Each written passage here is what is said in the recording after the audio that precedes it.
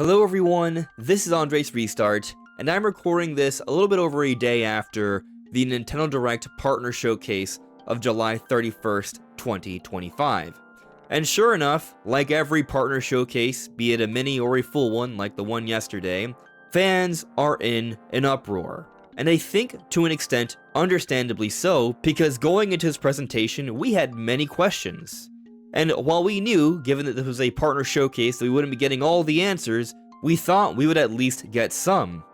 But after the partner showcase, I myself had more questions about what was going on. I was unsure about what I watched, and at first, I was disappointed by this show. And I'll tell you, the day before this show, I was hyping up this presentation because I thought it was going to be a very good partner showcase. I argued that this was going to be the best partner showcase of all time. And my immediate reactions after the show yesterday, I did not feel that way. But after thinking about everything, looking at these games more closely, playing a demo for a particular game, I gotta say, well, you know what? This might actually be the best partner showcase we've ever gotten. Perhaps the bar isn't very high for a partner showcase, but this partner showcase actually low-key cooked, and I want to talk about that, but also talk about these questions we still have about this presentation. Have we gotten some answers? It looks like we have in regards to some Nintendo games as well. So really, there's a lot to get into today. Before doing so though, let me tell you about these Minecraft Creeper Edition no-slip thumb grips from Kontrol Freek, the sponsor for today's video. These thumb grips fit on both the Switch 1 and Switch 2 Pro controllers, as well as the Switch 2 Joy-Cons. They are pretty easy to flip on, and as advertised, they offer great grip and comfort. I normally don't like adding thumb grips to my controllers, but the quality of these grips are on another level. So you can check out these Minecraft Creeper Edition no-slip thumb grips from Kontrol Freek with the link in the description below. Okay, so while we have gotten some interesting updates in regards to some Nintendo published titles that are supposedly coming this year, let me first just focus on what this partner showcase was. Many people are saying it was a bad Direct, but I look at the games, and these are the games that show up in the show as Nintendo's sharing here, and there are some pretty significant titles. Borderlands 4, Persona 3 Reload. Those are some pretty big games that a lot of people are looking forward to. Yakuza Kiwami 2. That's another big deal. We're also getting upgrades for Yakuza Kiwami on Switch 2. And we actually finally got some Switch 1 games on top of that. Dragon Ball Sparking Zero, which we all assumed was coming to Switch 2 because it was rated for Switch 2, is also surprisingly coming to Switch 1. The leak about Plants vs. Zombies Replanted, which we had talked about, likely showing up in the Direct, did show up in the Direct. And there were other nice games like Pac-Man World Repack 2. And the show closed with Octopath Traveler 0 coming to Switch 1 and Switch 2, and this is a big deal game. This is the next Octopath Traveler, a very high quality RPG series. Now maybe people are tired of all the different Octopath Traveler games, and I get that, but that's still a good game that closed the show. And yet I still haven't talked about my top games of this presentation. My top games of this presentation are games that I think should be actually yielding a lot more hype right now. Take Hella, for example. Hella is a beautiful looking game that's coming to multiple platforms, including Nintendo Switch 2. And I kind of figured from the gameplay, but here in this listing, we are learning that Hella is coming from the creators of Unravel, and it's a new, heartwarming, open world game. So this is a beautiful looking open world game with cooperative play that has some awesome platforming and adventuring from the makers of Unravel. Unravel is an amazing game. For those that don't know, it's a highly praised puzzle platformer. And so this game's actually kind of a big deal, and it's a game that I'm probably going to buy, and I think a lot of other people should definitely be considering. If you played Unravel, you should probably be even more hyped for this one. Another game that I think people should be talking more about is Monster Hunter Stories 3. Now I understand, this is a Stories game, it's not the mainline Monster Hunter games. But these Stories games are good Monster Hunter games. The second one was also highly praised by critics. And so we're now getting a follow-up for more modern platforms that looks significantly better. I played Stories 2 on Switch 1 and it was a fine, enjoyable game. What we're seeing here with this footage looks to be a significant step up. That's exciting. But another big deal game that was in the show is Chronos. Chronos, when I first saw it, I was like, oh, this looks kind of like a Resident Evil game, but a sci-fi version of it. And so that had me really excited. It looked really good. And it's a game that's coming out across all platforms early September, and it's a day and date title. It's coming out the same time on Switch 2 as well. So that spells good news for overall third-party support from Nintendo. We are seeing third-party support that is significant, high quality, and there has been this concern that a lot of third-party titles will come out later on Switch 2, but this is an example of a pretty big deal one that's coming out the same time as everywhere else. And this Switch 2 trailer looks fantastic, and let me also say, for those who are unaware, this is being made by Team Bloober. Their last big game was Silent Hill 2, a highly praised, commonly nominated game. This game is one of the best remakes we've gotten in a very long time. This team is making Chronos, and it looks fantastic. We should be excited about this. This is a big deal. And yet, my actual game of the show, after actually playing the demo that exclusively came out to Switch 2, it's coming out across all platforms, but the debut demo came out exclusively for Switch 2 after the partner showcase, is The Adventures of Elliot, The Millennium Tales. This is the second to last title that was announced during the partner showcase. And while people may have seen this game and saw, oh, okay, it's just another HD 2D game, but this is not just another HD 2D game. This is a little different. This is an action RPG, so it's a little different from your typical HD 2D RPG games, but after actually having played it, it is obvious that this is basically next generation 2D top-down Zelda. That's a clear, obvious inspiration here. I may even make my own dedicated video on this game itself and how it feels a lot like a modern next generation two-dimensional Zelda. More modern than Echoes of Wisdom in a lot of ways. Visually, it's striking, you can cut grass, you throw bombs like you would in a Zelda game. There's some really cool attacks. You even have a fairy, so it definitely reminds me of Ocarina of Time a little bit in that way. I couldn't stop playing this game. It's very, very good, and it's something that you can download for free on the Switch 2 eShop. So, if you're a Zelda fan, I strongly recommend you give this a try. If you like Zelda, even a little bit like me, you're probably going to play this game and realize just how good it is, and probably start to think that this partner showcase is a lot better than what you thought it was at first.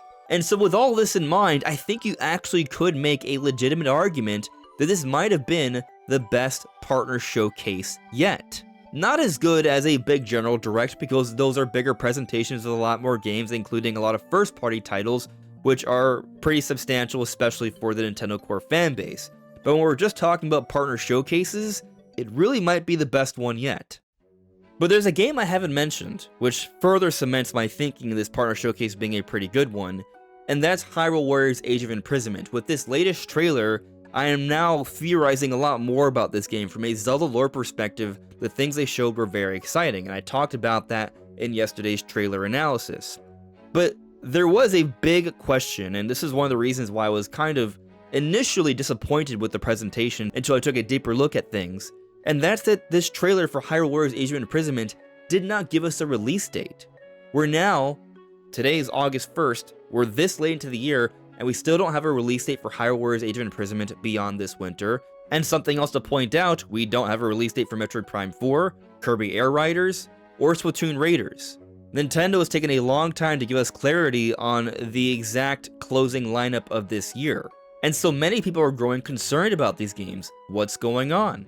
Well, we did just get some recent new financial results as of June 30th, and still, as of June 30th, Nintendo still has Kirby Air Riders slated for this year of 2025, Hyrule Warriors Age of Imprisonment for this winter still, which could be this year or early next year, Splatoon Raiders is to be determined, and Metroid Prime 4 Beyond still is being said to be a 2025 release.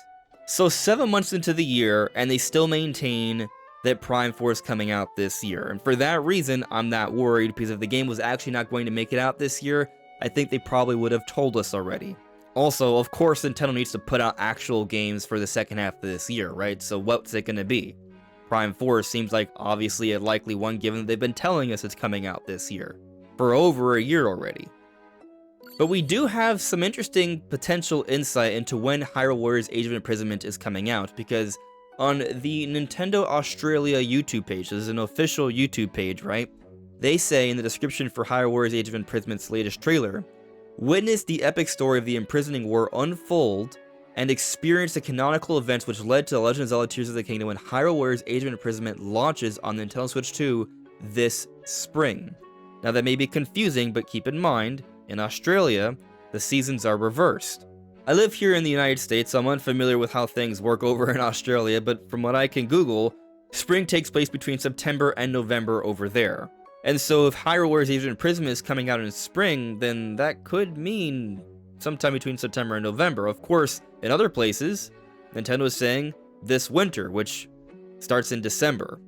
So it's a little confusing as to what is actually going on, but it might be the case that both are kind of almost accurate, where there's a little bit of wiggle room there, because whenever companies say it's coming out a particular season, sometimes it can come out a little bit before or a little bit afterwards. But maybe we're looking at Age of Imprisonment coming out at the very end of Australia spring and at the very beginning of North America winter, so sometime between late November and early December. I think it's worth noting that Hyrule Warriors Age of Calamity, the prior Hyrule Warriors game, came out November 20th of 2020, so this wouldn't be the first time we saw a Hyrule Warriors game come out in a November. Granted, that was a pandemic year where Nintendo didn't have a lot to put out, and this is the launch year for the Switch 2, so I would imagine things would be treated a little bit differently, but Age of Calamity did go down as the most successful Warriors game ever, so maybe they might be looking to emulate things a little bit here. Now, an interesting rumor that's popped up that people have been talking about, this is coming from Nintendo Patents Watch on Blue Sky. There is a game retailer that has listed Splatoon Raiders for a 2025 release, and some tidbits on it. It's going to focus on adventure and exploration, have more of a story this time, a new quest system, and a mechanic. The player is skilled in mechanical modification. Interesting, so you can do machine modifications, as we've seen from some of the gameplay clips and such, and they're showing here. But they did not want to show who actually this retailer was. They explain here, fair questions, I usually make a point of linking or crediting the source, but for rumors they prefer to shield their identity, sorry. So they're shielding the identity of this person for whatever reason, or this retailer. So maybe it's not true, it's a rumor, take it with a grain of salt, but if Splatoon Raiders is supposed to come out in 2025, and Age of Imprisonment is supposed to come out in 2025, and Kirby Air Riders is still being listed for 2025, and Metroid Prime 4 is still being listed for 2025, and here we are in August, yeah, that's kind of confusing. For sure. Totally agree. Now, the prevailing thought right now is that there probably just is another Direct not too far off from now. And given that Nintendo's had us waiting this long for a Direct presentation, we are already at that point where we would be kind of not that far from expecting another in September. So it may be the case that there's another Direct that Nintendo is planning fairly soon. And maybe it's going to be happening a little bit sooner than later because we still need to do all these different release dates. And the reason perhaps why we've gotten a partner showcase is because there are so many different third-party games to talk about. You get out this partner showcase first, wait a little bit later into the year, then put out a bigger Direct.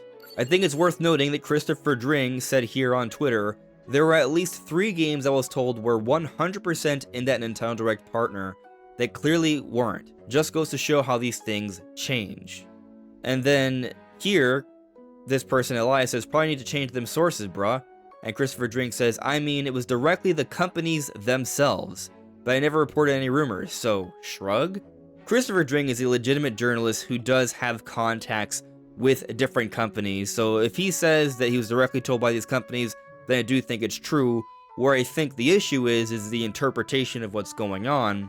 And these companies probably have some kind of contract or deal with Nintendo where their games will be talked about, and Nintendo decides when to talk about certain projects in their different upcoming Direct presentations. So these different games that were supposed to be there aren't yet, and likely will be in the next Nintendo Direct, and I suspect that Chris was talking about some Microsoft titles here, which we still haven't gotten any announcements on.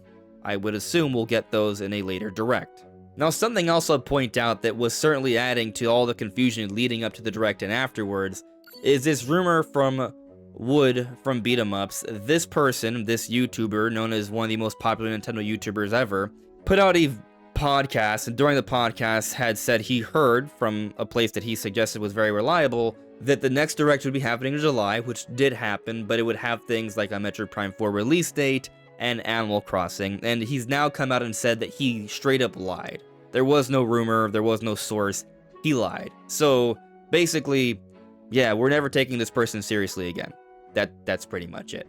But I come away from this Direct Partner Showcase, yes, with questions about what's coming next, and I'm just simply led to think that there is going to be a Direct where these things will all be answered and clarified, maybe not immediately, but, you know, probably by September. And I kind of speculate maybe possibly sooner just because it is very late into the year to get the release dates for these different games. And maybe some of this ties into Nintendo's plans for Mario's 40th anniversary, which is in September, but we'll talk more on this in a later video. Still, this partner showcase is actually pretty good. There are some pretty exciting games that were here, and I think people should be giving them a closer look and giving them a try. Elliot is a free demo on his Switch 2 eShop. Give it a try if you're a Zelda fan. I think you're going to really like it. Anyways, everyone, this is AndresRestart. Thank you so much for listening and watching, and I'll see you all really soon. Take care. Bye.